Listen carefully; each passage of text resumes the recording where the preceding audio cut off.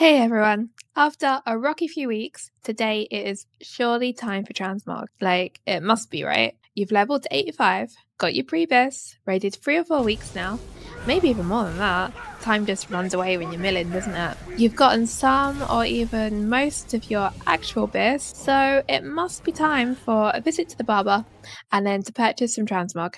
Or in my case, it must be time to gleefully start selling it. In today's video then, we're going to have a quick glance at prices and sales rates of some high demand Transmog items. And we're going to cover off popular low level green sats, where to get them from, with a bonus farming methods for other Transmog, and popular crafted sats, where to get those from.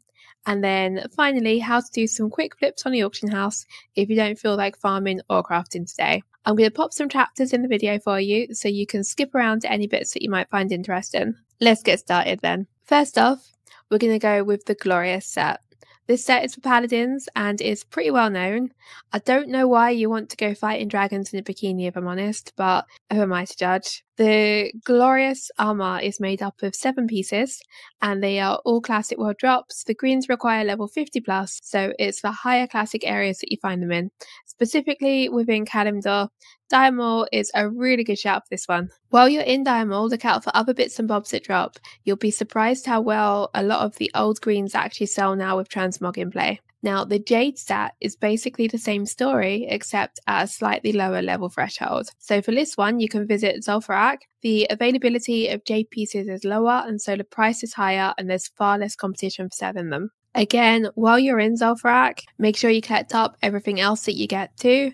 You'll get a lot of cloth. Cloth has been selling at really good prices at that level, so definitely consider just taking everything and just farming the whole place. Now, a really good place to farm some Transmog generally is the Twilight Cultists in Silithus. It's a hyperspawn area, and these mobs can drop all the good Transmog stuff.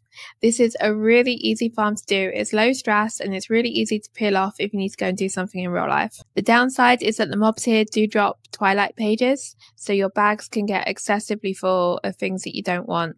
That's kind of the real problem with the jackpot farming spots. You end up with loads of things that you don't need, so make sure you've got enough bag space before you start. I'll also then want to give a little shout out to the Darkmoon Fair ticket grind.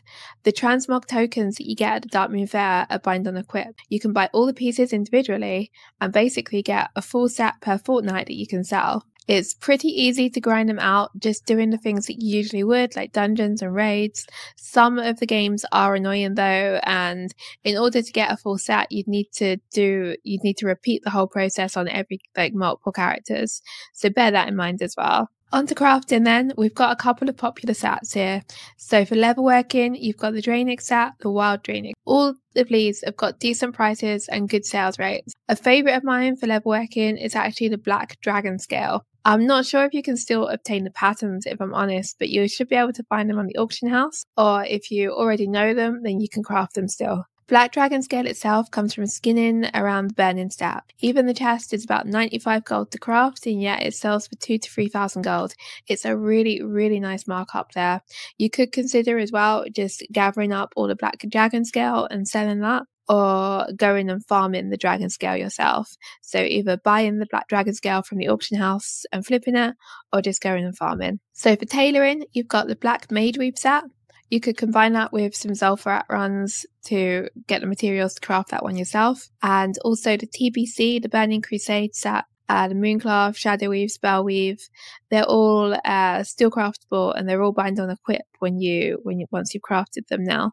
So these ones are really good prices and really good sale rates. Now, if you don't want to craft or farm, there is one other way to pick up some really nice Transmog items and make some huge profits. And this is by keeping your eye on the auction house when they're cheap. You see, not everyone knows that Jade Breastplate is a great Transmog, and when it drops for them, they might just pop it on the auction house for 12 gold. So you can either create a list of the specific pieces that you really like and want to track, or you can do a more general search like this. So using Auctionator, I'm going to go through and look for green quality items that are under 13 gold. I'm going to start with cloth chests and then pop through the others. Ideally, I'm looking for items without very much bulk, dresses, bikinis, unusual colours. These are all a big priority for me here. Once you've found some that you believe are undervalued, you can consider buying them out to flip. This is a riskier way of making gold as it might just never sell, but it can be fun if you're trying to get into the auction house game. Transmog low level stuff is a really good place to start. So I'm planning to stream a little bit next week as I'm off work again. So please do pop along and say hi. I'll shout on Twitter and in the Discord before I start anyways. So thank you very much for listening today. I hope you enjoyed the video. Please do take a moment to like and subscribe. I really appreciate it. Thanks a lot. Bye.